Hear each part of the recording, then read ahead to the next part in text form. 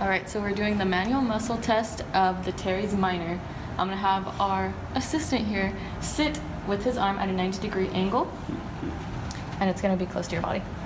And so the action is external rotation and extension of the humerus. It's also horizontal adduction, and it originates at the supraspinatus fossa of the scapula, and it goes to the greater tubercle of the humerus, and it is in the frontal plane.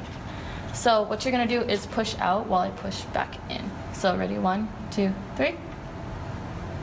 All right, I'd grade that a 5. We are now going to be performing the Semitendinosus Semimembranosus manual muscle testing.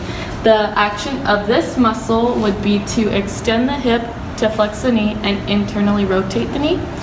Where it originates is the ischial tuberosity, and then it inserts into the medial tibia. So what I'm going to have him do is lie prone, as he is right now, and then I'm going to bend his knee to a 90-degree angle, and he's going to internally rotate his foot. And what he's going to do is flex his knee as much as he can while I pull this out. So 1, 2, 3. All right. And I would give that a 5 because my hands were performing the Rectus Abdominus manual muscle testing. The action of this is to flex the trunk of the body. The muscle originates at the pubic crest and pubic symphysis, and it goes into the costal cartilages of ribs 5 and 7 through 7.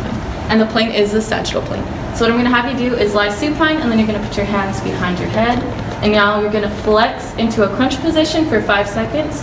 1, 2, 3, 4, 5, and that was really good, and he didn't have to cross his arms across his chest, so I would give that a grade 5. Wrist flexion. This action occurs in the mediolateral axis in the sagittal plane, and it normally allows you 85 degrees of flexion. So what you're going to do is have your arm at 90 degrees, and you're going to point it that way. I'm going to put the stationary arm across your forearm, and this one, the mobile arm, is going to follow your pinky. And what you're going to do is flex, so bring it towards your arm. And you have gotten 82 degrees, which is really close to the 85. So we are doing the hip internal rotation range of motion test. This usually gives us 35 degrees range of motion. So this is occurring in the longitudinal axis, which is the transverse plane. What I'm going to do is have the stationary arm pinned at his kneecap, and then the mobile arm will follow his tibia out. And so what you're going to do is push it out to internally rotate your hip. And what you got is, you can put it back, is 23 degrees of motion. Doing cervical rotation range of motion.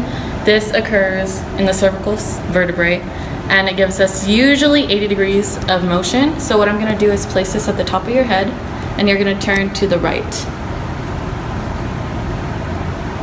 It's going to follow your nose. So you got 58 degrees of motion, which is a lot less.